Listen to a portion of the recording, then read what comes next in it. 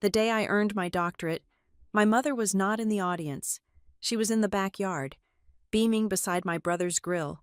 But that humiliation was not the hardest hit. Months later, I found out my family was using my academic title and signature to build a multi-million-dollar barbecue empire. This time, I refused to cry in the bathroom. I walked straight onto their stage and brought it all crashing down before everyone. My name is Charlie Mendoza. I am 29 years old, and as I stood in the drafty staging hallway of the university arena, I believed that today, finally, I would be enough. I was about to walk across the stage to receive my doctorate in labor policy and public contracting systems. It had taken me years of sleepless nights, countless cups of bitter coffee, and endless hours analyzing dry legal texts and bureaucratic loopholes to earn the heavy velvet hood draped over my shoulders. The fabric felt like a physical manifestation of my worth. For once, I thought, my family would sit in the audience, look at the stage, and choose me. I kept glancing at the heavy wooden doors leading to the main auditorium. The dull roar of thousands of proud parents, grandparents, and siblings echoed through the corridor. I clutched my phone inside the pocket of my black gown, waiting for the familiar ping. I expected a frantic message from my mother asking for directions to parking section C, or a text from my father complaining about the uncomfortable stadium seating. I had reserved 4 premium seats for them months in advance. Section 4, Row G, dead center. The perfect vantage point to see the dean shake my hand. The line of graduates shifted forward. The alphabetical order meant the M section was getting dangerously close to the entrance. I checked my screen again. Nothing. The anxiety in my chest began to curdle into a familiar, sour dread. Exactly 10 minutes before my name was scheduled to be called over the arena loudspeakers, my phone vibrated against my thigh. I pulled it out, my fingers trembling slightly. It was a text from my mother. "We are at Dean's right now. It is so crowded. Sweetie, we just cannot leave." I stopped breathing. The air in the hallway suddenly felt impossibly thin. I stared at the glowing letters, trying to force them to arrange themselves into a different sentence, a joke, a mistake. But then the second message loaded. It was a photograph. There it was. The sprawling backyard of our family home in Belmere. The space was transformed into a chaotic, festive carnival of smoke and string lights. At the center of the frame stood my older brother, Dean Mendoza. He was wearing his signature leather apron, throwing his head back in a booming laugh, holding a pair of heavy metal tongs like a royal scepter. Behind him, the massive custom smoker was billowing thick, hickory-scented clouds. Surrounding him was a crowd of local businessmen, holding plastic cups of craft beer and plates piled high with ribs. It was a catering pitch. Dean had been trying to lock down local investors for his barbecue business for months, and apparently, he had chosen today, my graduation day, to host his grand audition. Panic and a desperate, childish need for attention hijacked my brain. I broke the strict silence rule of the staging area and dialed my mother's number. The phone rang 3 times before she picked up. "Mom," I whispered fiercely, pressing the phone hard against my ear to drown out the graduation march playing over the speakers. "Where are you?" "They are lining us up for the stage right now." Loud country music and the sizzle of meat assaulted my ear through the receiver. "Charlie, honey," my mother said, her voice strained and distracted. "I just texted you. We are swamped here. The investors showed up early, and your brother needs all hands on deck." "It is my doctoral graduation," I said, my voice cracking in a way I hated. "You promised you would be here. I reserved the seats." "Oh, Charlie, please do not make a big deal out of this," she sighed, the irritation bleeding through her maternal tone. "It is just a ceremony. You already passed your defense last month. We will take you out to dinner next week. I promise." Before I could argue, the phone fumbled, and my father's gruff voice cut through the line. "Charlie, stop bothering your mother. Dean is at a crucial moment right now. These guys are talking about putting serious money into the brand. We do not have time for this guilt trip. We will see you later." The line went dead. I lowered the phone slowly. The dial tone buzzed in my hand like a dying insect. I felt a cold numbness wash over my skin, chilling the sweat on my neck. I opened my social media application, driven by a masochistic urge to see the full picture. The first thing that popped up on my feed was a live video stream from my mother's account. I tapped the screen. There was Dean, holding up a perfectly smoked brisket, the crowd cheering around him. My father was in the background, clapping his hands heavily, a look of absolute, unadulterated pride on his face. The caption beneath the video read, "Tonight is the night for the Mendoza family star." The Mendoza family star. Not the daughter who just spent half a decade uncovering systemic exploitation in public contracts. Not the woman who fought tooth and nail to be the first in the family to earn an advanced degree. The star was the son with the barbecue sauce on his hands. "Move forward, please," a staff member hissed, waving a rolled-up program at me. I shoved my phone back into my pocket and walked blindly forward. The heavy double doors swung open, and the blinding stadium lights hit my face. The sheer volume of the auditorium was staggering. Thousands of people were cheering, blowing air horns, waving massive cardboard cutouts of their children's faces. It was a sea of absolute, unconditional support. I kept my eyes fixed on the left side of the arena. Section 4. Row G. As I marched down the central aisle, the row came into clear view. The girl in front of me had an entire section of relatives wearing matching customized shirts, screaming her name until their voices went hoarse. I looked past them to my reserved spot. 4 folding chairs, completely, utterly empty. They sat there, a gaping hole in the crowded stadium, looking less like missing guests and more like a physical sentence pronounced against my worth. Those empty chairs screamed louder than any cheering family. They told everyone in that room that the woman walking in the black gown had nobody who cared enough to show up. I took my seat. The ceremony dragged on for hours. Speeches about the future, about changing the world, about the unwavering support of the families in the audience. Every word felt like sandpaper against an open wound. When they finally called my name, I stood up. I walked up the wooden steps. The dean handed me the leather-bound diploma cover. He smiled warmly and shook my hand. The photographer flashed a bright light in my eyes. I looked out into the vast, dark auditorium. I did not search for my family this time. I knew there was no one looking back at me. I walked off the stage, holding the empty leather folder that represented my life's work, feeling entirely hollowed out. When the ceremony ended, the floor became a chaotic mess of hugs, tears, and flying bouquets. I navigated through the joyous crowds, a ghost in my own life. I did not stop for pictures by the university fountain. I did not buy a commemorative keychain. I just walked straight to the parking garage, got into my rusted sedan, and drove home to my quiet, cramped apartment. I sat on the edge of my bed, still wearing my heavy gown. The apartment was completely silent. I pulled out my phone and opened the family group chat. The notification badge showed 42 unread messages. I scrolled through them. It was a flood of imagery from the Belmere backyard. There was a picture of Dean clinking beer glasses with a man in a sharp suit, a video of my father proudly showing off the custom smoker, a selfie of my mother holding a plate of sliced brisket, her face glowing with happiness. There were comments from aunts, uncles, and cousins praising Dean, calling him a genius, predicting his empire. I scrolled all the way to the bottom. I looked for a single text, just one small message hidden among the barbecue pictures, a simple congratulations, a recognition that I had achieved something monumental today. There was nothing, not half a word about my doctorate. I sat in the dark, the blue light of the screen illuminating my face. The tears did not come. Instead, a deep, heavy clarity settled into my chest, anchoring me to the mattress. For years, I had made excuses for them. I had told myself they were just busy, that they did not understand academic achievements, that they showed love in different, chaotic ways. But looking at the timeline, at the meticulously planned catering event scheduled precisely on the afternoon they knew I would be walking across the stage, the truth was undeniable. The pain that night did not come from the realization that they had missed my graduation.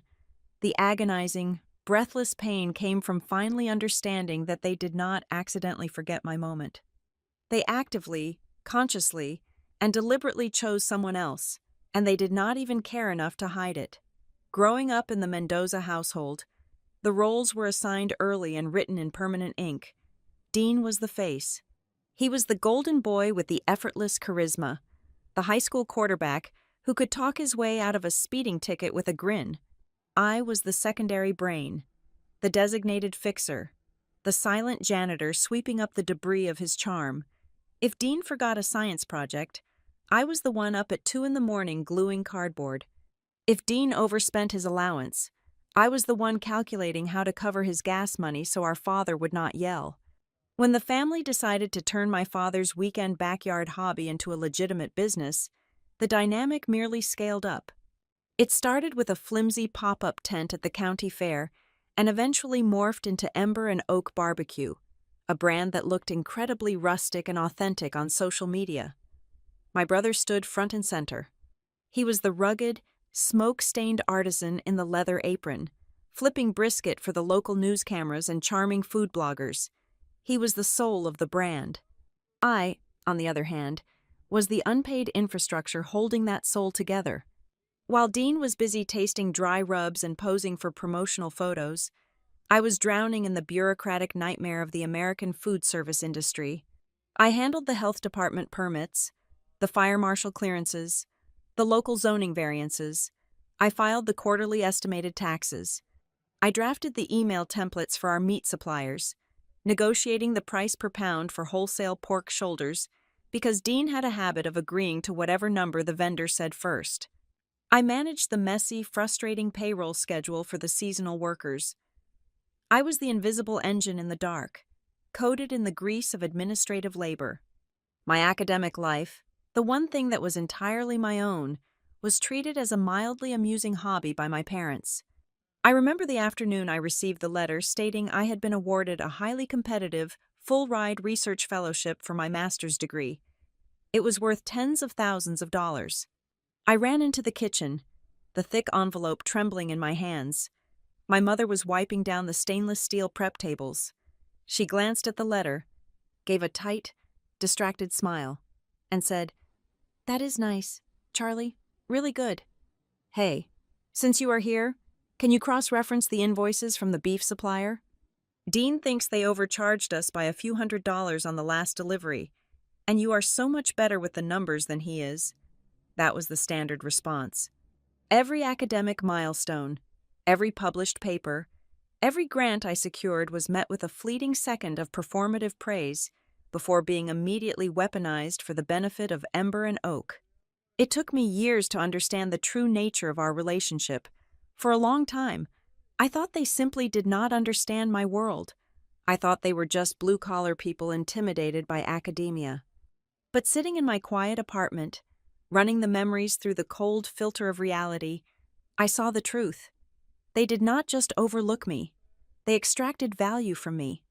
They mined my intelligence, my organizational skills, and my desperate need for their approval to build the scaffolding for Dean's throne. I was a resource. They never realized how deeply their exploitation fueled my actual work. They thought my doctorate in labor policy and public contracting systems was just theoretical nonsense, a bunch of useless books. They did not know that my dissertation, a sweeping analysis of wage theft, systemic exploitation of undocumented workers in the food service sector, and the manipulation of local government bids, was entirely inspired by them. My research was not born in a sterile university library. It was born in the suffocating heat of the Ember and Oak prep kitchen. I spent years watching exactly how a family business cuts corners. I saw the back of the house staff, mostly young men and immigrants, working 50 or 60-hour weeks. I knew their faces, and I knew exactly how my family paid them. I would frequently corner Dean in the cramped office behind the restaurant, pointing at the messy ledger. "You cannot keep doing this," I told him once, dropping a stack of timesheets onto his desk. "These guys are working 12-hour shifts, and you are capping their recorded hours at 40, so you do not have to pay time and a half. That is illegal. Dean." "It is wage theft." Dean just leaned back in his chair, propped his boots on the desk, and laughed. It was that easy. Dismissive laugh he always used when I was being too serious. Charlie, relax. This is the restaurant business, not a textbook. We take care of our guys. We give them free meals. We give them cash bonuses under the table when we have a good month. You cannot run a barbecue joint on union rules. It would bankrupt us. The Department of Labor does not care about free ribs, I argued, my voice tight.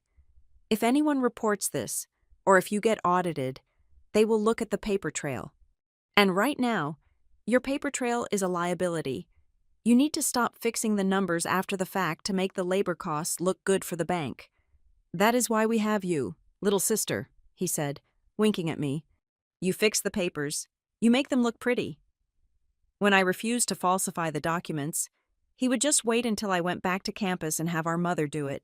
They called it creative accounting. They called it surviving in a tough economy. I called it exploitation. Our arguments always ended the same way. Dean would get defensive, his ego bruised by his younger sister lecturing him on compliance. He would sneer and deliver his favorite, jagged little joke. You know, Charlie, all those fancy degrees of yours are completely useless unless you know how to turn them into revenue. Out here in the real world, nobody cares about your thesis. They care about what sells. He was wrong. Of course, people did care. The university cared. The academic journals cared. But in the universe of the Mendoza family, Dean's word was law, and my words were just background noise. I absorbed those insults for a decade. I swallowed the disrespect because they were my family, and the cultural narrative I grew up with demanded absolute loyalty, no matter the cost to my own sanity. I kept doing their taxes. I kept filing their permits. I kept untangling the legal messes Dean created every time he signed a catering contract he had not bothered to read. I kept hoping that if I just proved my usefulness enough, if I just saved them from disaster one more time, they would look at me with the same unvarnished pride they reserved for him. The empty chairs at my graduation ceremony were not the first time they had hurt me. They were not even the deepest wound. I had endured a lifetime of being pushed to the side, of being told my achievements were secondary to my brother's ambition. But sitting in my dark bedroom that night, staring at the pictures of Dean holding court by his smoker, something fundamental snapped. The graduation absence was not the first wound, but it was the final one. It was the moment the heavy, suffocating blanket of denial was finally lifted off my chest. I realized I could no longer lie to myself. I could no longer pretend that my family was just misguided or overwhelmed. I could no longer hold out hope that one day they would wake up, look at me, and apologize for taking me for granted. They were never going to change. They were never going to see me as anything other than Dean's administrative assistant, a convenient tool to be picked up when needed and discarded when the cameras started rolling. If I stayed, I would spend the rest of my life in the shadows of the Ember and Oak sign, slowly letting them drain every ounce of my potential to fuel a brand that did not even bear my name. I would become complicit in the very labor abuses I had spent years studying and condemning. I closed the photo application on my phone. The blue light faded, leaving the room in complete darkness. I did not feel sad anymore. The grief had burned away, leaving behind something much colder, much harder, and infinitely more dangerous. It was the absolute, unshakable clarity of a woman who has finally decided to cut the anchor. The years of being the dutiful, invisible sister were over. In the past, if I felt wronged, I would have drafted a 5-page letter. I would have poured all my agonizing psychoanalysis into paragraphs of hurt, trying to explain my pain to people who had a vested interest in misunderstanding me. But the morning after I received my empty diploma folder, I woke up with a quiet, hollowed-out clarity. I opened my laptop, typed in the family business email address, and wrote exactly 3 sentences. I informed them I had accepted an out-of-state position. I would not be returning to Belmere to assist with the upcoming regional expansion, and I wished Ember and Oak the best of luck. I did not mention the graduation. I did not demand an apology. I just clicked send. It felt less like a declaration of war and more like pulling a plug from a socket. 2 weeks later, I packed everything I owned into the trunk of my rusted sedan and drove over 800 miles west to Northvale, Colorado. I traded the suffocating humidity and the permanent scent of hickory wood for the sharp, thin air of the mountains. I had accepted an offer at Harbor North Integrity Lab. They were a mid-sized firm specializing in contract risk analysis and corporate fraud detection. When they interviewed me, they did not ask if I could work a cash register or if I minded smelling like roasted pork. They asked me to explain the exact methodologies I used in my dissertation to track cyclical wage suppression in municipal service bids. They offered me a starting salary that was nearly triple what my father had ever made in his best year at the manufacturing plant, long before the barbecue business took off. Walking into the Harbor North offices on my first day felt like stepping onto a different planet. There were no grease-stained floors, no shouting matches over missing inventory, no chaotic emergencies masquerading as passion. It was a hushed, brightly lit sanctuary of data. My new colleagues were forensic accountants, former federal auditors, and data scientists. They spoke in the precise, unsentimental language of compliance and liability. My job was to sit in a quiet office with a double monitor setup and do exactly what I had trained for years to do. I hunted for ghosts in the machine. I reviewed massive portfolios of public contracts, cross-referencing them with labor filings to spot anomalous patterns. If a contractor claimed they were paying 50 union workers a prevailing wage, but their payroll tax deductions only reflected 20 people working part-time hours, my algorithms would catch the discrepancy. For the first time in my 29 years of life, my brain was not treated as a convenient accessory. I was not the girl called into the back room just to fix a few numbers to make them look nice for the bank. When I spoke in strategy meetings, senior partners stopped talking and took notes. When I pointed out a red flag in a multi-million-dollar municipal catering bid, my supervisor did not laugh at me or call me naive. He thanked me, flagged the account, and halted the approval process. I was addressed as Dr. Mendoza. The title did not feel like a heavy, useless velvet hood anymore. It felt like a shield. With the physical distance established, I needed to solidify the digital boundaries. On my third Friday in Colorado, I sat at my sleek new kitchen table with a cup of black coffee and began the tedious process of cutting the digital umbilical cord. Over the years, because I was the only one in the family who understood basic cybersecurity or cloud storage, my personal email and phone number were tethered to dozens of Ember and Oak administrative accounts. I systematically went through every single one. I logged into the vendor portals, the local tax registry, the social media management tools, and the shared cloud drives. I revoked my own administrative access. I changed passwords on accounts I was handing back to them, emailing the new login credentials to my mother with zero additional commentary. I unlinked my recovery phone numbers. I watched the little notification icons disappear from my dashboard one by one. It was during this digital house cleaning that I stumbled across the first anomaly. I was checking a legacy cloud storage account, a basic tier drive I had set up 5 years ago when the restaurant first needed a place to store high-resolution logo files. I wanted to make sure none of my personal tax returns were still lingering in the folders before I transferred the ownership completely to Dean. I clicked through the archived folders, bypassing the old menus and the health inspector checklists. Hidden inside a subfolder labeled Miscellaneous Administration, I found an automated backup directory. I opened it. Staring back at me from the bright white screen were 4 high-resolution image files. I clicked on the first one. It was a perfectly cropped, transparent background graphic of my own signature. I opened the next 3. They were variations, my full name, my initials, and a formal version with my middle initial included.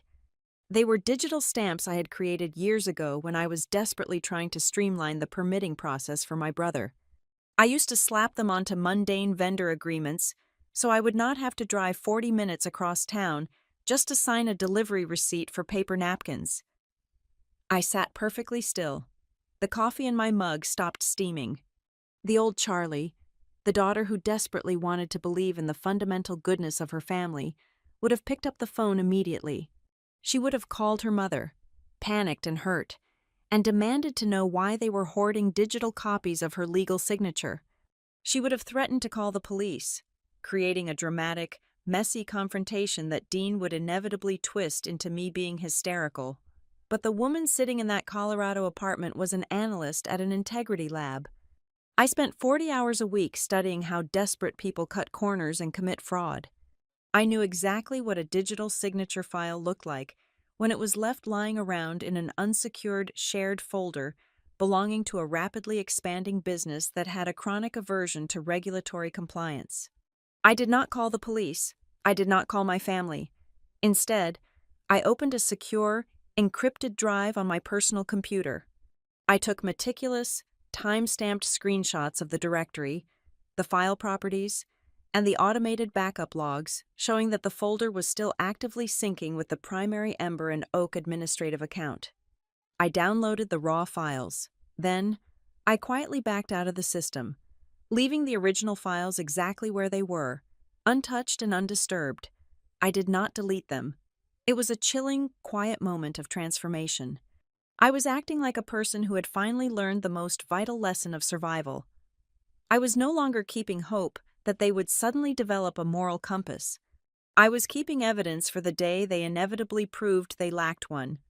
Walking to work the next morning, the crisp Colorado wind hitting my face, I felt a strange, solid weight settle in my chest. For months, a tiny, indoctrinated voice in the back of my head had whispered that leaving my family was an act of profound betrayal. Blood is thicker than water, the old saying went. But as I swiped my security badge to enter the glass doors of Harbor North, greeted by professionals who valued my mind instead of exploiting it, that voice finally went silent. I realized that walking away from the smoke and the grease and the endless, demanding shadows of my family was not a betrayal at all. Choosing myself, protecting my name, and refusing to be the secondary character in my brother's manufactured success story was the very first act of true self-respect I had ever committed. 8 months into my tenure at Harbor North Integrity Lab, the rhythm of my new life had settled into a sharp, satisfying groove. I had traded emotional chaos for empirical certainty.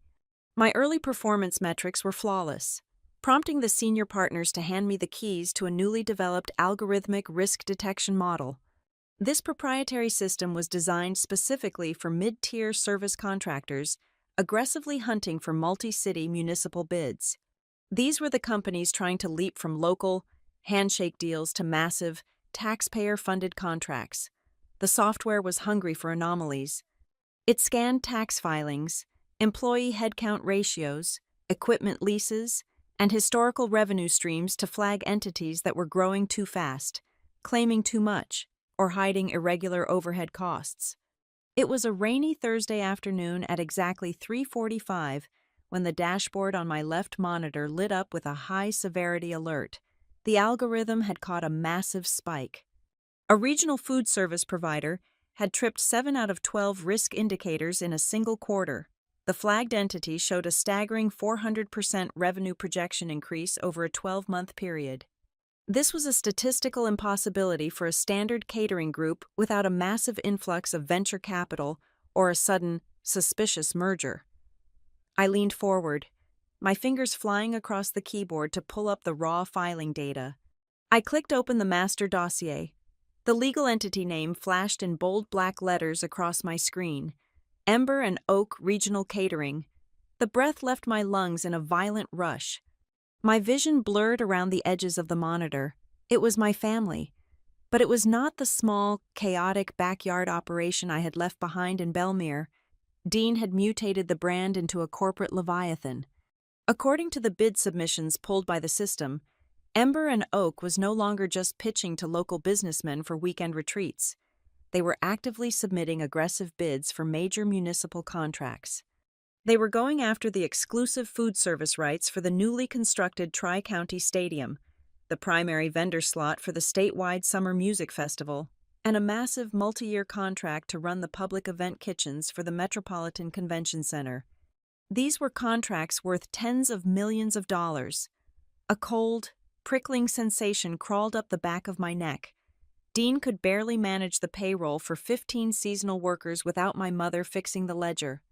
There was absolutely no way he had the logistical infrastructure, the capital, or the compliance record to secure state-level public contracts. I bypassed the financial summaries and dug directly into the supplementary documentation. I opened a 120-page digital document labeled as the Corporate Responsibility and Operational Compliance Brochure. On page 14, under a section titled Executive Leadership and Ethical Standards, the scrolling suddenly stopped. I froze, my hand cramping around the computer mouse. Staring back at me was my own name, Dr. Charlie Mendoza. But it was not just my name. Beneath it, in crisp, professional typography, was a title I had never held, never agreed to, and never even heard of: Director of Ethical Labor Research. My heart hammered against my ribs like a trapped bird. I read the paragraph next to my fabricated title. It was a dense, academic block of text detailing the company's unwavering commitment to fair wages, equitable scheduling, and the systemic eradication of exploitation in the food service sector. The words felt sickeningly familiar. I grabbed my personal laptop from my bag, opened my dissertation file, and ran a side-by-side comparison. It was a direct, word-for-word copy. Dean and my parents had taken the core abstract of my doctoral thesis, the exact research they had continuously mocked as useless university nonsense, and pasted it into their corporate prospectus.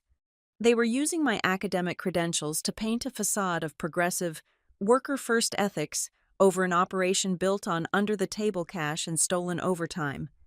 The violation was profound, but the true horror was waiting on page 47. I scrolled down to the mandatory state compliance certifications. These were the legally binding documents where a bidding contractor swears under penalty of perjury that their labor practices meet municipal codes, that their safety training is up to date, and that their employee compensation structure is fully transparent. At the bottom of the wage compliance guarantee, right next to the date, was a digital signature. It was the exact same high-resolution image file I had discovered in the abandoned cloud backup folder months ago. My signature. Applied to a legally binding state document guaranteeing the ethical treatment of hundreds of hypothetical workers for a company I had explicitly cut ties with. They had not just stolen my academic identity for marketing purposes, they were actively committing felony fraud in my name. The ambient noise of the Colorado office felt deafening. The old instinct to panic, to call home and scream into the receiver, flared up for a microsecond before my professional training brutally suppressed it. I was a risk analyst. I knew exactly what happens when an employee discovers a personal connection to a flagged target.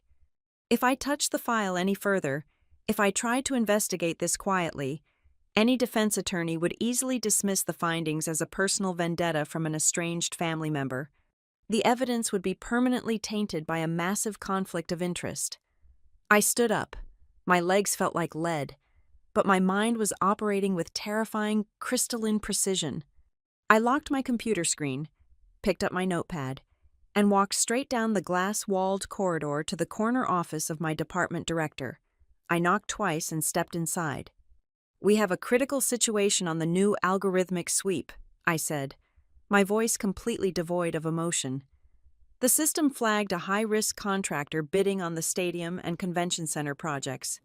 The entity is Ember and Oak Regional Catering. My director looked up from his dual monitors, noting the rigidity in my posture. "Okay, what is the anomaly?" "The anomaly is that I am listed as their Director of Ethical Labor Research," I replied evenly, looking him dead in the eye. "And my digital signature has been forged on their state labor compliance guarantees.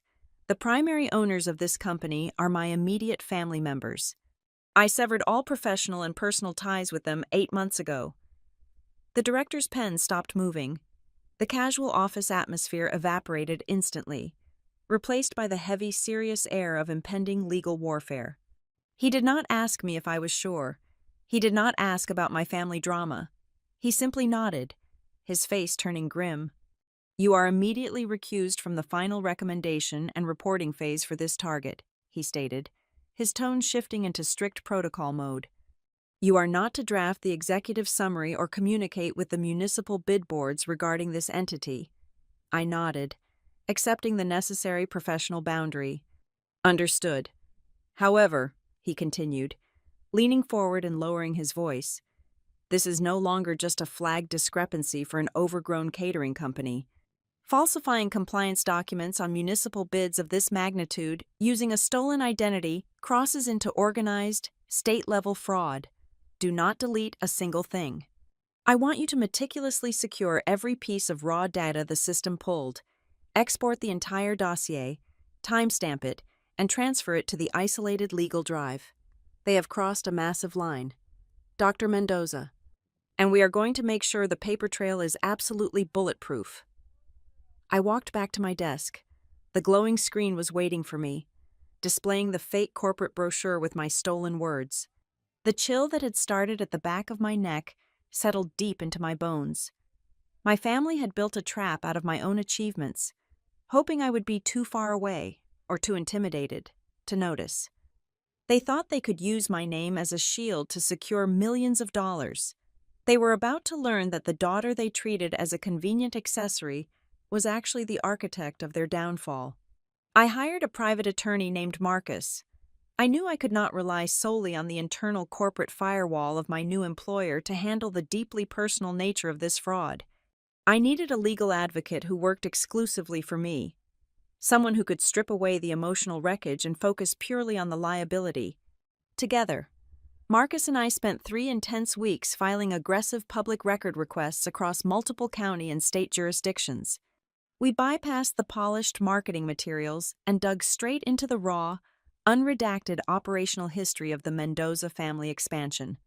The rustic, folksy veneer of family, tradition, and local American identity that my brother projected on television began to peel away in jagged strips. What lay beneath the wholesome, smoke-scented public relations campaign was a calculated, predatory machine. Marcus managed to secure a copy of the winning proposal Dean had submitted for a massive municipal grant, a contract valued at over $2 million.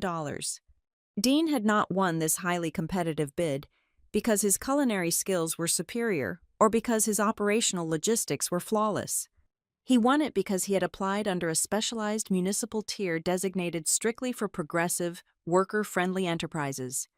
The application leaned heavily on a fabricated internal corporate structure that my mother had personally designed. She called it the Alma Mendoza Workforce Initiative, naming it after my late grandmother. Reading the brochure for this fake initiative made my stomach turn. The glossy pages claimed that Ember and Oak operated a comprehensive employee training and upward mobility fund, a program supposedly structured entirely around the ethical labor frameworks and academic research developed by Dr. Charlie Mendoza. They wrote that a percentage of all corporate profits went directly into upskilling our back-of-house staff. It was a complete, grotesque fabrication. My grandmother had worked herself into an early grave in a non-unionized textile mill, barely speaking enough English to defend herself against abusive foremen. Now, her memory, coupled with my stolen academic credentials, was being weaponized by her own daughter and grandson to secure lucrative government subsidies. The paper trail of forged signatures and fake initiatives was damning, but the human cost hiding behind those documents was infinitely worse. A few days into my private investigation, I received a secure, anonymous message on a professional networking platform. It was from a former operations manager who had abruptly quit my brother's company 2 months prior. We arranged a call on a secure line late one evening. His voice shook with a potent mixture of residual fear and profound exhaustion, painting a bleak picture of the daily reality inside the new restaurant branches. He told me Dean had implemented a strict, unspoken policy for all shift supervisors. Every manager was instructed to manually shave 20 to 30 minutes off the end of every closing shift on the digital timesheets. Dean justified this behind closed doors by claiming it accounted for unauthorized smoke breaks or slow cleanup times, but in reality, it was systemic, calculated time shaving. Across a workforce of over 70 employees working 6 days a week, those stolen minutes equated to tens of thousands of dollars in unpaid wages every single quarter. Shortly after that harrowing phone call, A thick, unmarked manila envelope arrived at Marcus's office. It was sent by a former bookkeeper who had been pushed out when she started asking too many questions. The envelope contained photocopies of dual ledger entries, the official books, the ones prepared for the tax authorities and municipal auditors, showed strict compliance with minimum wage laws and overtime regulations. But the shadow ledger, written in my mother's unmistakable, looping cursive handwriting, detailed a massive system of off-the-books cash payments explicitly designed to avoid paying overtime premiums. The envelope also included a heartbreaking list of illegal payroll deductions. Dean was systematically charging the prep cooks, dishwashers, and line servers mandatory fees for basic operational costs. He deducted money from their weekly checks for uniform laundering, broken spatulas, shattered plates, and even a flat percentage of the credit card processing fees the restaurant incurred from customers. He was shifting his own corporate overhead directly onto the shoulders of vulnerable people who were barely making $14 an hour. The sheer, breathtaking audacity of it left me staring blindly at the legal documents spread across the conference table. For my entire adult life, my family had treated my academic career as a punchline. They rolled their eyes at family dinners when I tried to discuss systemic labor abuse. They called my research useless college nonsense that had absolutely no bearing on the tough realities of the American free market. Dean used to laugh in my face and tell me that theoretical ethics did not keep the lights on or pay the commercial rent. Yet, the absolute second my theories became a lucrative marketing tool, they did not hesitate to steal my intellectual property and parade it around municipal boardrooms. They took the very concepts they had mocked and commodified them to win the favor of local politicians. The ultimate sickening realization hit me with the force of a physical blow. My family did not just steal my name and my doctoral title to make their corporate prospectus look sophisticated. They actively used my identity, my pristine academic reputation, and my life's work as a psychological smokescreen to conceal the exact type of predatory exploitation my dissertation was written to expose.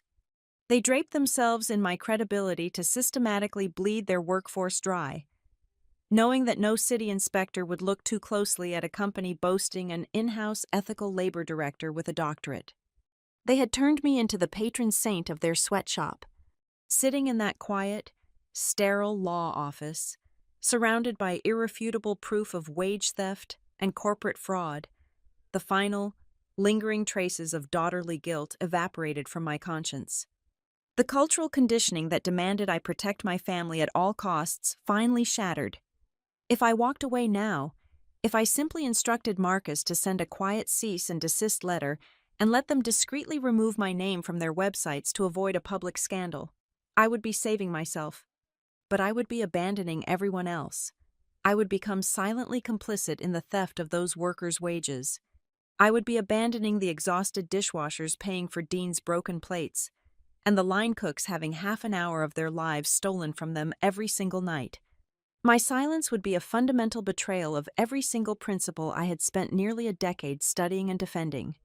The Mendoza family had built a glittering multi-million-dollar house of cards on the broken backs of desperate, vulnerable people, and they had arrogantly used my face as the reinforced steel door to keep the authorities out. It was no longer just about the empty chairs at my graduation ceremony or the years of emotional neglect. It was about justice. It was time to lock the doors and strike the match. I sat at my kitchen table, the glowing screen of my laptop closed, the thick legal dossiers neatly stacked next to a cold cup of coffee. Outside my window, the Colorado night was pitch black and silent. Inside my chest, a different kind of silence had taken root. It was the absolute stillness that follows the death of a lifelong illusion. I picked up my phone and dialed the landline of the house in Belmere.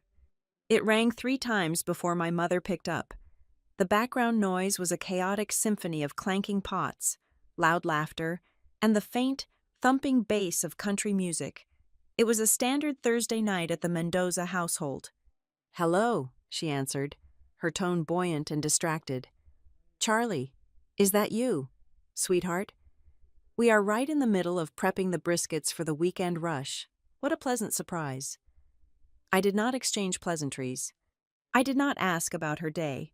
I bypassed the years of accumulated grievances, the ignored graduation, the dismissive remarks, and drove the blade straight into the center of the issue.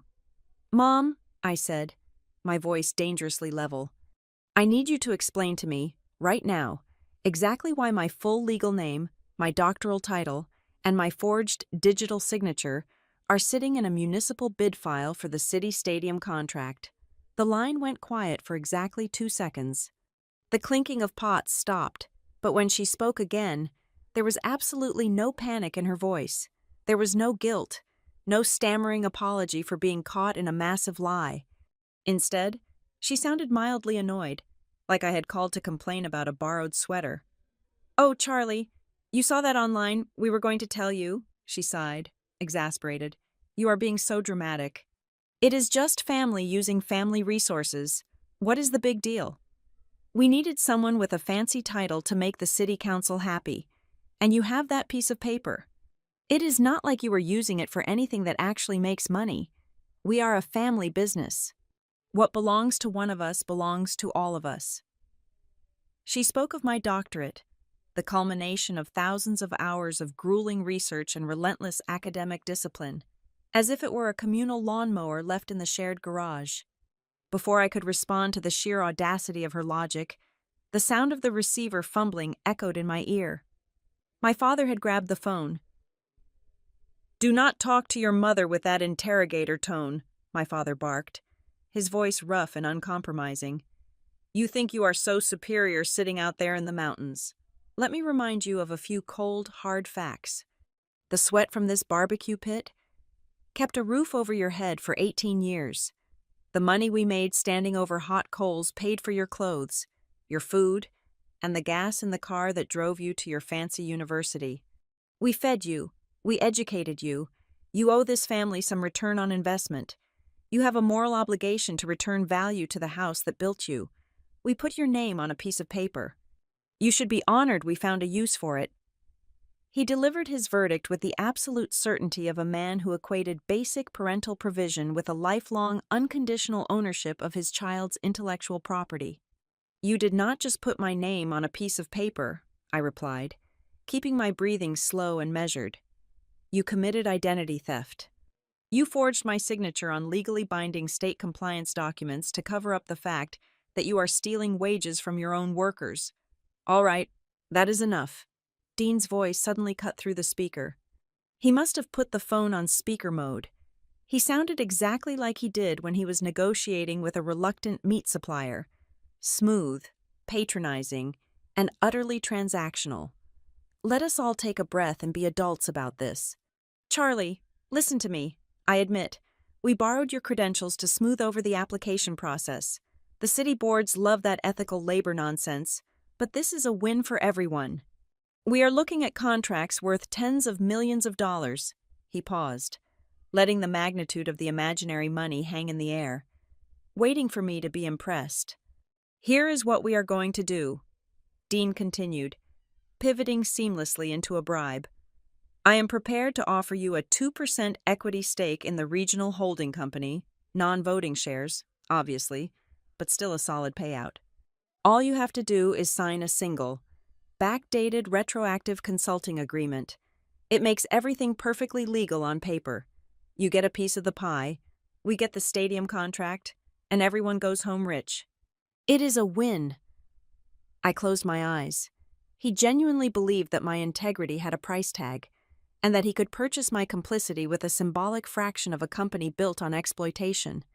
He expected me to legitimize my own kidnapping. "You are offering me a microscopic percentage of a fraudulent enterprise in exchange for my participation in a federal crime," I stated, stripping away his corporate jargon. "The answer is absolutely not." The smooth negotiator vanished instantly. Dean's ego, fragile and heavily guarded, shattered the moment he was denied. "You are so bitter," he spat, his voice turning vicious and ugly. "This is not about the business. This is not about the workers. This is about your stupid graduation, isn't it? You are still crying because Mom and Dad missed watching you walk across a stage to get a useless certificate, so now you want to throw a tantrum and tear down my empire." You are just a jealous little girl trying to get intellectual revenge because nobody cares about your books." I did not interrupt him. I let him rage, letting the venom spill out of him, feeling absolutely nothing but a cold, clinical detachment. I was not the little sister cowering in the kitchen anymore. When Dean finally ran out of breath, my mother took the phone off speaker. Her voice dropped into an urgent, conspiratorial whisper, attempting one final, desperate manipulation. "Charlie, sweetheart, you have to stop this nonsense and play along right now," she pleaded, using the tone she reserved for managing social crises. I already spoke to the features editor at the Belmere Chronicle. "I promised them an exclusive sit-down interview with you next Wednesday. I told the whole town you were coming home to be our official academic face. If you back out now, you will humiliate this family in front of the entire county. You will make me look like a liar." That was the final twist of the knife. It was not enough that they stole my work. My mother had actively trapped me in a public relations cage, assuming that my fear of causing a public scene, my ingrained habit of keeping the family peace, would force me to smile for the cameras and swallow the lie. They relied on my silence as their ultimate safety net. I took a deep breath. The air in my lungs felt entirely different. It was clean. "I am not going to argue with you anymore," I said, my voice dropping to a terrifyingly calm register. "I am not looking for an apology, and I am not asking for an explanation. But I need you to listen very carefully to what I'm about to say. You will not get a retroactive contract. You will not get a press interview. From this exact second forward, any piece of paper, any digital file, and any public statement that contains my name or my signature is no longer a family favor." I paused, making sure the silence on their end was absolute. "It is legal evidence." I pressed the red button on my screen and ended the call. I did not block their numbers. I simply set my phone face down on the table. My hands were not shaking. I did not shed a single tear. The heavy, suffocating hope that they would eventually love me for who I was had finally died, and in its place, a brilliant, tactical focus had emerged. They thought they could bully me into submission. They thought my refusal to scream and shout meant I was weak. They had no idea that by refusing to apologize, they had just handed me the final permission I needed. I pulled the legal dossiers toward me and uncapped my pen. I was officially preparing for a paper war, armed with the exact weapon my family consistently despised and fundamentally underestimated. The next 48 hours were a masterclass in forensic deconstruction. I transformed my living room into a war room. Marcus flew in from Denver, bringing along a retired municipal bidding specialist named Sarah, a woman who possessed a terrifyingly precise knowledge of local government loopholes. We were joined via secure video link by the two former Ember and Oak employees who had reached out to me earlier. One was the operations manager, and the other was a junior payroll clerk Dean had fired just before the winter holidays. We did not waste time discussing my family dynamics. We treated Dean and my parents as hostile corporate entities. We took the chaotic puzzle pieces of their expanding empire and slammed them into a coherent, undeniable timeline of systemic fraud. Sarah took the lead on tracing the municipal grant money. She cross-referenced the public disbursement records with the vendor lists Dean submitted in his quarterly operational reports. That was when we found the shell company. Dean claimed he was paying top dollar for event staging and logistical support, using grant money specifically earmarked for local business development. He was funneling thousands of dollars every month to a vendor called Apex Event Solutions. A quick search of the state business registry revealed that Apex Event Solutions was a limited liability company registered to a residential address. The sole proprietor was a woman named Chelsea, my brother's on-again, off-again girlfriend who worked part-time as a spin class instructor. There was no staging equipment. There was no logistical support. It was a phantom vendor designed entirely to wash public funds back into Dean's own pockets. While Sarah dismantled the grant fraud, the former payroll clerk provided the killing blow for the labor abuse allegations. She mailed Marcus a small, encrypted USB drive. It contained the raw, unedited master spreadsheets from the scheduling software Dean used before my mother cooked the final books. The data was breathtaking in its cruelty. The spreadsheets showed exactly how overtime was handled internally. If a line cook worked 55 hours in a single week, the official payroll system only registered 40. The remaining 15 hours of time and a half pay were completely erased from the digital ledger. Instead, Dean would hand the worker a thin cash envelope at the end of the shift, paying them a flat, straight time rate that fell well below the legal minimum wage. But the most sickening revelation was what Dean did with the stolen difference. The clerk had matched the dates of the erased overtime hours with sudden massive spikes in the company marketing budget. Dean was literally stealing the premium wages of his exhausted prep cooks to buy targeted social media advertisements and glossy billboards promoting his image as a community leader. As I dug through the final stack of physical proposals Dean had submitted directly to the City Council of Belmere, my blood turned to ice. I found the master pitch deck for the Belmere Summer Heritage Festival. This was not just a catering gig. This was the crown jewel of local public contracts. If Dean secured the exclusive food and beverage rights for the 6-week event series, it would cement his status as the undisputed regional barbecue king. It would guarantee him millions of dollars in guaranteed revenue and give him the leverage to franchise across the state. I turned to page 12 of the proposal. There, under the heading of Executive Leadership and Community Values, was a full-page photograph of me. It was not a professional headshot. It was a grainy, slightly blurred image of me wearing my black doctoral gown and velvet hood. I recognized the angle instantly. It had been screen-grabbed directly from the university livestream on the day of my graduation. The very event they had abandoned me to attend a backyard tasting session was now the visual centerpiece of their most lucrative business proposal. Beneath the stolen photo was a caption boasting that Dr. Charlie Mendoza was actively overseeing the ethical integration of the company workforce.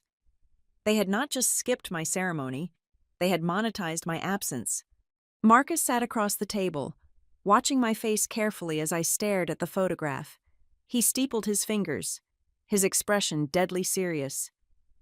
"Charlie," Marcus said, his voice dropping an octave, "I need you to understand the gravity of what we are looking at. When you first called me, we were dealing with family favoritism and some aggressive, shady business practices. But this right here is a completely different animal. This is academic identity theft deployed to secure millions of dollars in municipal funds. This is wire fraud. This is systematic wage theft. This is perjury. We have a rock-solid case, but you need to be absolutely certain you want to pull this trigger." He leaned forward, tapping the stack of documents. "Once we hand this dossier over to the Belmere Contract Integrity Unit and the State Labor Board, the chain reaction is permanent. The city will immediately freeze all pending bids. They will open a full-scale audit. Your brother could face federal charges. Your parents could lose the house if it is tied to the corporate collateral. There is no quiet settlement here. There is no walking this back. If we submit this, you are effectively dropping a bomb on your own family tree. Are you prepared for that?" I looked at the forged signature. I looked at the phantom invoices from Dean's girlfriend. I looked at the spreadsheet detailing the stolen wages of men who worked in suffocating heat just to send a few dollars back to their families. And finally, I looked at the stolen picture of myself, smiling in a gown on a day I had never felt more alone. "There is no family tree left to burn, Marcus," I said, my voice steady and completely void of hesitation. "They chopped it down a long time ago to build a smoker. Send the files." Marcus nodded once, a gesture of profound professional respect. He began organizing the documents into formal evidentiary binders. We drafted the whistleblower cover letter, detailing exactly how Ember and Oak Regional Catering had manipulated public systems and exploited vulnerable labor. We addressed the package directly to the chief investigator of the Belmere Integrity Commission, but as Marcus reached for the master flash drive to seal the envelope, I put my hand over his. A new, sharper strategy was forming in my mind. "We are going to submit everything to the authorities," I told him, looking at the calendar pinned to my wall. but we are going to time the delivery. Submitting this file to a quiet municipal office where it will sit on a bureaucrat's desk for 3 weeks is not enough." "What do you mean?" Sarah asked, looking up from her laptop. "My family does not fear the law," I explained, the pieces clicking into place. "They think they can charm their way out of any audit, just like Dean charms his way out of parking tickets. They think they are invincible as long as they control the narrative. If this happens behind closed doors, Dean will spin it. He will tell the community it is just a misunderstanding, a paperwork error caused by a disgruntled ex-employee. He will play the victim." I picked up the master pitch deck for the Belmere Summer Heritage Festival. "If we want to stop them permanently, we cannot just destroy them in a sealed file. We have to let them destroy themselves," I said, my pulse finally beginning to race with a cold, calculated anticipation. "They built this entire empire on a stage of lies, using my name as the spotlight. I want them to stand under that spotlight when the floor collapses. I want the investors, the city council, and the entire town to see exactly who they are." Marcus raised an eyebrow, a slow, predatory smile touching the corners of his mouth. "You have a stage in mind." "Yes," I said, "and I think it is time I finally accepted their invitation to come home." The day after Marcus Hand delivered the sealed whistleblower dossiers to the Municipal Contract Integrity Unit, a new message popped into my personal email inbox. The sender name was my mother. The subject line was remarkably brief, reading only as a call for a family reunion. I opened the message, expecting a tirade of guilt trips or a final, aggressive demand to sign the backdated legal waivers Dean had tried to force on me over the phone. Instead, the tone of the email was jarringly sweet. It was crafted with the polished, saccharine precision of a corporate public relations release masquerading as maternal affection. My mother was officially inviting me to attend the Homegrown Smoke Summit, the largest regional hospitality and food service exposition in our state, held right in the center of Belmere. She wrote that Dean had been selected as the keynote speaker for the closing ceremony. During his speech, he was scheduled to publicly announce his successful bid for the city stadium and summer festival contracts, effectively crowning himself the undisputed king of the local event industry. Her words flowed with a toxic, artificial warmth. She wrote that the family needed to heal, that they missed me, and that it was time to put our silly misunderstandings behind us. But the true motive of the invitation was buried in the third paragraph, carefully disguised as an afterthought. "We really want you there in the VIP section, sweetheart," she wrote. "The press will be taking family photos. Having you stand next to your brother on stage will just make the investors and the city council members feel so much more secure about our new corporate direction." The word secure jumped off the screen. It was a thinly veiled synonym for compliant. They did not want their daughter back. They wanted their stolen asset physically present to legitimize the lies they had fed to the government. My initial instinct was to delete the email, block the address, and let the authorities handle the raid on their own schedule. I had spent 29 years suffocating in their shadow, and stepping back into the Belmere city limits felt like walking willingly back into a cage. But as I sat in my quiet Colorado apartment, reading the email a second time, a colder, sharper realization washed over me. If the municipal investigators simply served a quiet subpoena to their corporate office on a random Tuesday, Dean would immediately spin the narrative. He would hire a crisis management firm. He would tell the local papers that a disgruntled former employee had caused a minor paperwork error. He would play the victim of bureaucratic overreach, and his loyal customers would believe him. The family would survive the scandal behind closed doors. But if the authorities moved while the entire family was standing on the largest stage they had ever built, broadcasting their fraudulent integrity to every local investor and politician in the county, there would be no room for spin.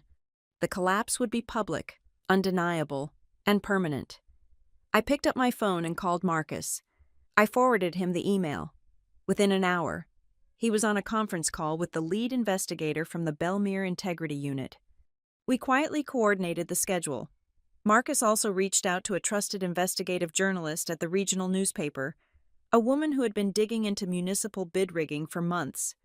We gave her enough verified background information to ensure she would secure front-row press credentials for the summit. I replied to my mother's email with a single, polite sentence. I told her I would be there. 2 days later, I drove my rented sedan into the sprawling parking lot of the Belmere Convention Center. The sheer scale of the event was nauseating. There were hundreds of vendor tents, massive outdoor smokers, and thousands of attendees wearing lanyard badges. As I walked toward the main glass entrance of the central exhibition hall, I froze. My breath caught sharply in my throat. Hanging directly above the main doors, suspended by heavy steel cables, was a massive vinyl banner. It had to be at least 30 feet tall and 20 feet wide. It was the stolen photograph of me in my black doctoral gown. The image they had ripped from the university graduation livestream. My face was gazing out over the crowd of thousands. Printed beneath my image, in massive, rustic white lettering, was a slogan that made my blood run entirely cold. The doctor behind our people first promise.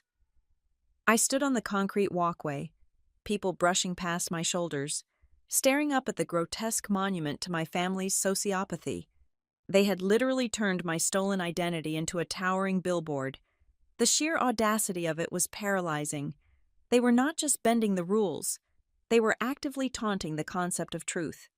I forced my legs to move, navigating through the crowded lobby until I found the designated VIP staging area located behind the main auditorium. A security guard checked my name against a clipboard and opened the heavy black curtains. The room was buzzing with frantic energy. Caterers were arranging platters of food. Makeup artists were touching up Dean's forehead. And my father was loudly shaking hands with a group of local bank managers. My mother spotted me first. She dropped a clipboard onto a table and rushed across the room, her arms open wide, her face stretched into a brilliant, camera-ready smile. She was wearing an expensive tailored suit, a sharp departure from the flour-dusted aprons she used to wear. She pulled me into a tight embrace, smelling strongly of premium hairspray and artificial hickory smoke. "Oh, look who it is," she announced. Her voice pitched perfectly to ensure the local reporters loitering near the beverage station could hear her. "Our brilliant girl is home." She pulled back, gripping my shoulders firmly, her manicured nails digging slightly into my jacket. Her eyes were hard and calculating, completely devoid of maternal warmth. "I am so glad you decided to be smart about this," she whispered, her voice dropping so only I could hear. "The features editor from the Belmere Chronicle is out there. I already gave them the angle. You realized that the corporate world was too cold, and you decided to bring your academic brilliance back to your roots to help elevate the family legacy.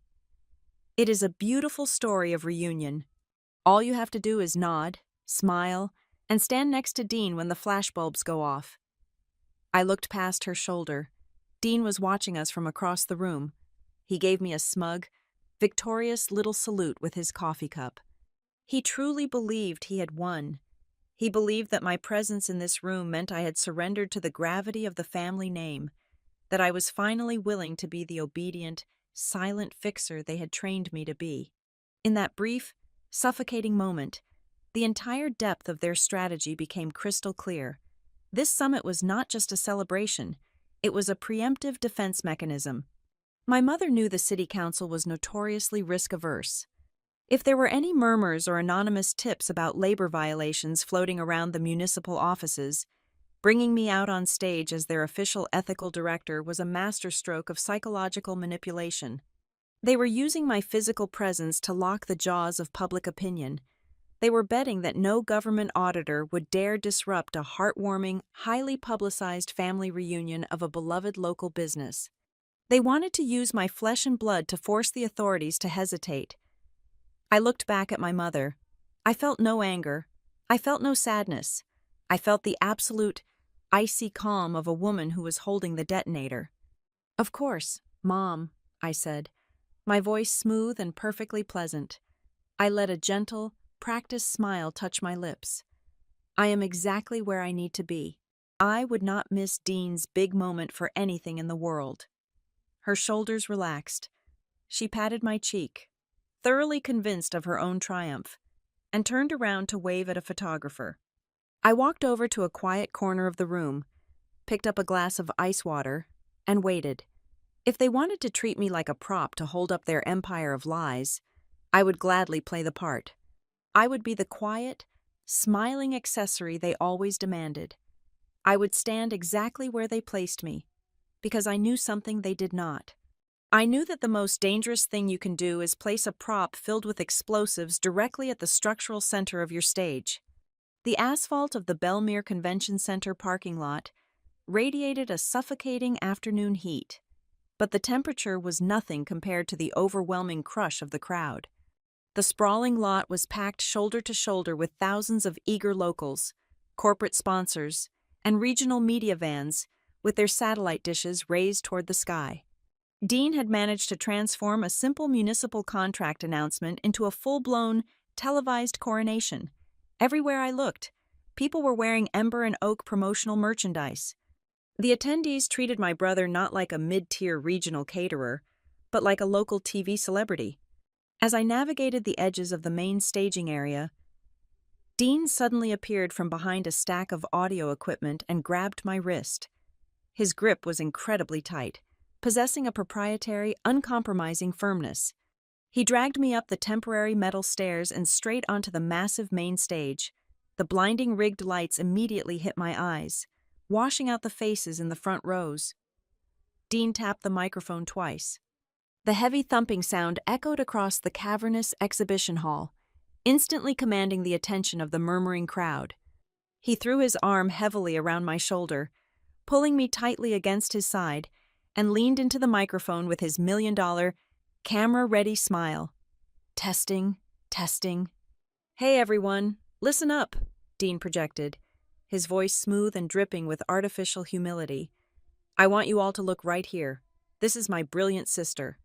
This is the doctor of the family, the actual brain standing right behind our entire corporate compliance system. Give it up for her."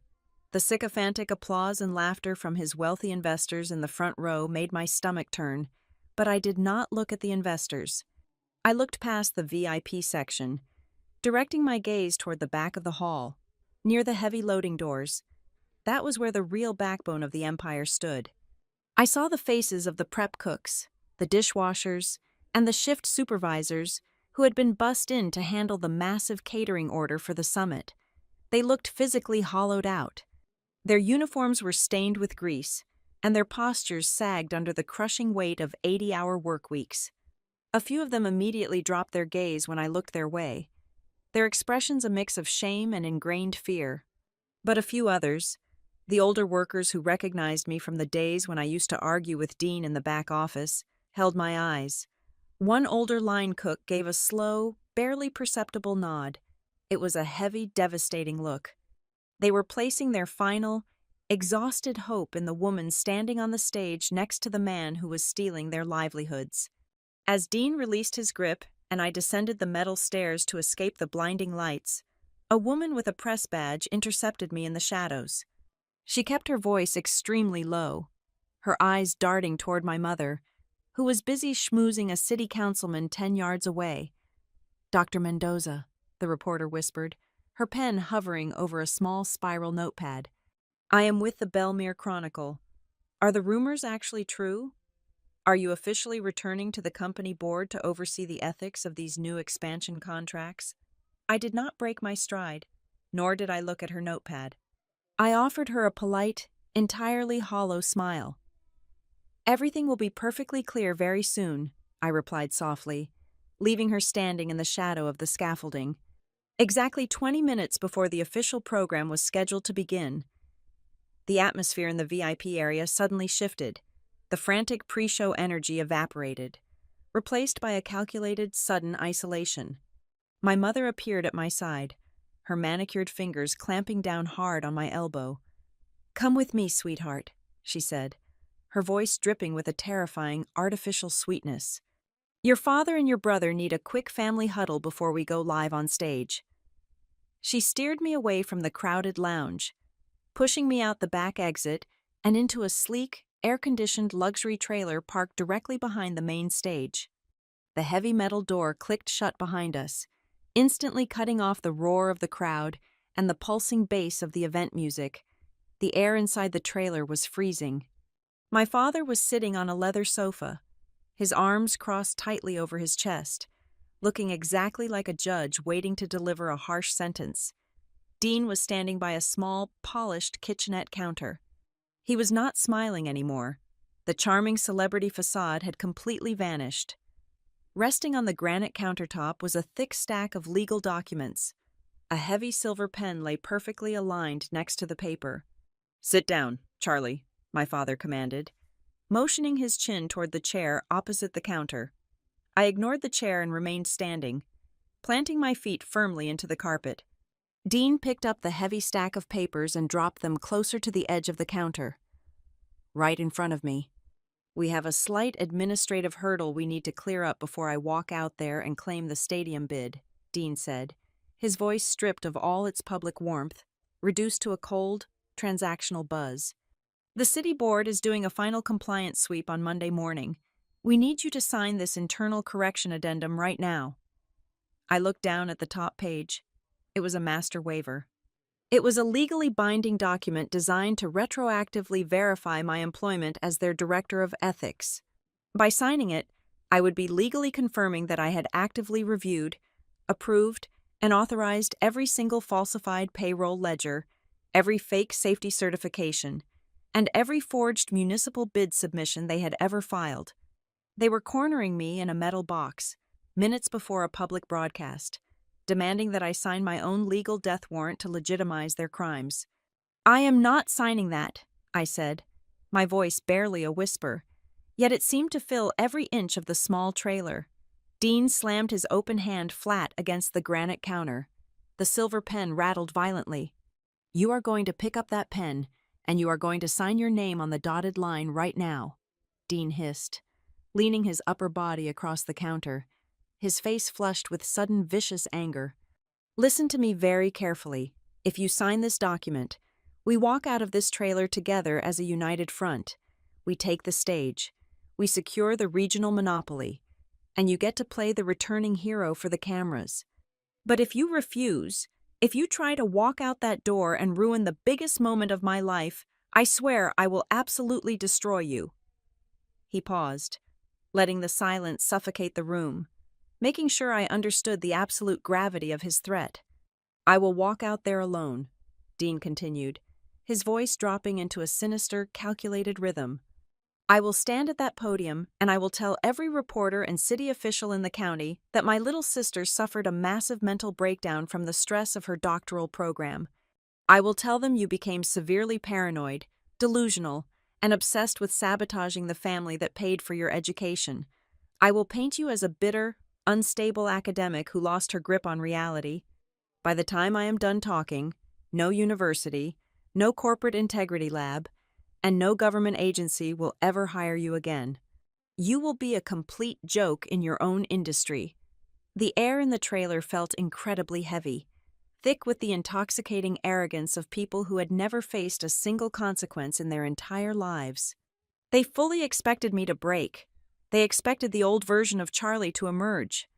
They wanted me to burst into tears, to scream about fairness, to succumb to the overwhelming pressure of family loyalty and the sheer terror of public humiliation.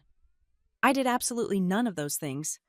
I reached out, my hand perfectly steady, and picked up the heavy silver pen. My mother exhaled a sharp, triumphant sigh of relief, her shoulders dropping. My father uncrossed his arms, a smug look of satisfaction washing over his face. Dean smirked, thoroughly validated by his own ruthless dominance, believing he had successfully crushed the last ounce of my rebellion. I did not uncap the pen. I simply rolled it between my fingers for a second, then set it back down on the granite counter, exactly half an inch away from the paper. "This is a 70-page legal document," I said, my tone as placid, unbothered, and cold as a frozen lake. "I am not signing anything blindly under pressure. I need to read every single page carefully to ensure the terminology properly aligns with standard municipal compliance codes." I picked up the thick stack of papers, ignoring Dean's sudden glare of impatience, and walked over to the small corner booth at the back of the trailer. I slid into the leather seat and placed the fraudulent documents flat on the table. Turning my body slightly to block their line of sight, I opened my purse and pulled out my phone. I kept the device completely shielded beneath the edge of the table. I opened my encrypted messaging application. Marcus was pinned at the very top of my contact list. My thumbs flew across the digital keyboard, typing a single, rapid sentence. They just tried to force me to sign live at the scene. Move now. I hit send. I slid the phone back into the dark depths of my purse, pulled the first page of their monumental lie toward me, and began to read the text, sitting in absolute silence as the final countdown to their destruction reached 0. The heavy bass of the introductory music vibrated through the floorboards of the stage. The convention center arena was packed to absolute capacity. Thousands of attendees, local politicians, and regional investors erupted into applause as my brother strode out from behind the velvet curtains. He was bathing in the blinding white spotlights, waving to the roaring crowd like a conquering hero. My parents followed closely behind him, their faces stretched into identical, triumphant smiles. I walked out last, instructed to stand slightly to the side, the silent, compliant academic prop they needed to complete their masterpiece of deception. Dean approached the center podium. He gripped the edges of the wooden stand, lowering his head for a brief moment to feign overwhelming gratitude. When he looked back up, his face was the picture of humble, hard-working American success. "Thank you, Belmere," Dean shouted into the microphone, his voice echoing off the high ceiling. "Today is a monumental day for the Mendoza family. We are not just announcing the acquisition of the City Stadium catering rights. We are announcing a new era of community partnership. And I could not have reached this peak without the unwavering support of my flesh and blood standing right beside me." He extended his arm toward our parents, and then toward me. The crowd cheered louder. The investors in the front row nodded approvingly. Dean took a deep breath, preparing to launch into the core of his presentation, ready to solidify the lies that would make him a millionaire. He never got to speak his next sentence. From the absolute back of the exhibition hall, a series of heavy metal doors crashed open. The sound was so violently loud, it cut through the residual applause like a gunshot. The house lights, previously dimmed to highlight the stage, suddenly snapped to full, glaring brightness.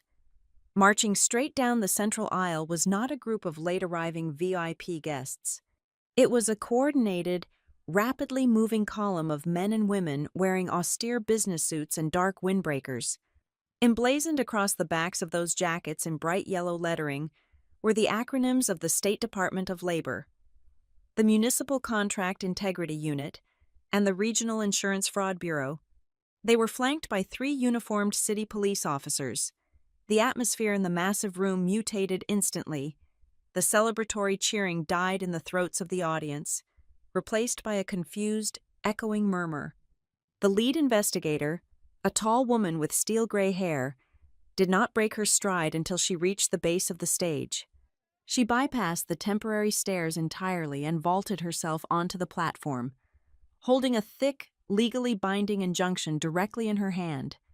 2 of her federal agents sprinted toward the back of the stage, heading straight for the luxury trailer where the unsigned, retroactive compliance documents were still sitting on the granite counter. "Cut the audio feed," the lead investigator commanded, pointing sharply at the panicked sound engineer in the side booth. The background music died instantly. She walked straight up to Dean, snatching the microphone from his suddenly paralyzed hand. She did not lower her voice. She addressed the entire auditorium, speaking with the cold, devastating authority of the law. "Dean Mendoza and the executive officers of Ember and Oak Regional Catering," she announced, her voice booming across the stunned crowd. "By order of the Municipal Integrity Commission and the State Labor Board, this event is permanently halted. All pending city contracts awarded to this entity are frozen immediately, pending a full-scale criminal audit." Dean stumbled backward, his face draining of all color. "What is this? You cannot do this. We have a permit. We are a family business. You are a fraudulent enterprise," the investigator countered sharply. before hundreds of shocked witnesses. She began listing the charges. We have seized irrefutable evidence of systematic wage theft, the submission of fabricated employee training declarations, and the illegal manipulation of municipal grant funds. Furthermore, you are being investigated for the unauthorized theft and deployment of academic credentials to deceive the city council. Down in the press pit, the investigative journalist Marcus had contacted earlier gave a sharp nod to the visual technician she had bribed an hour before the show. The massive digital jumbotron suspended above the stage suddenly flickered.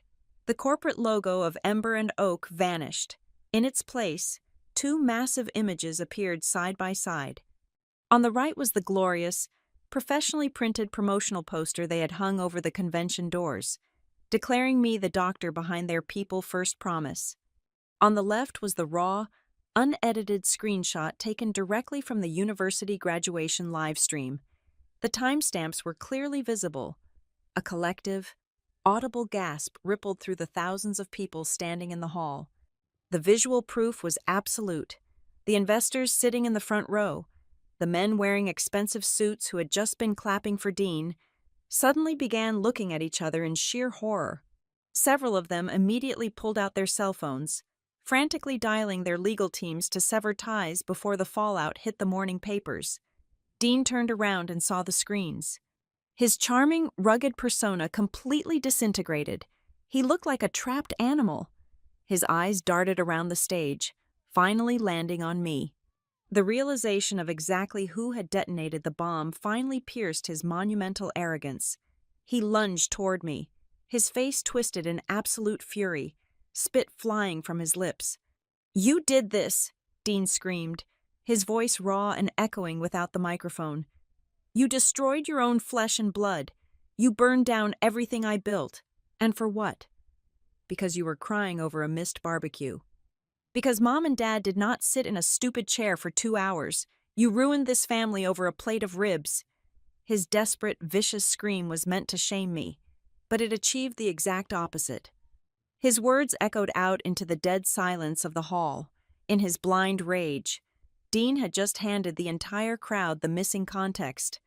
The audience, the reporters, the former employees standing in the back, they all suddenly understood exactly where the poison in this family had originated.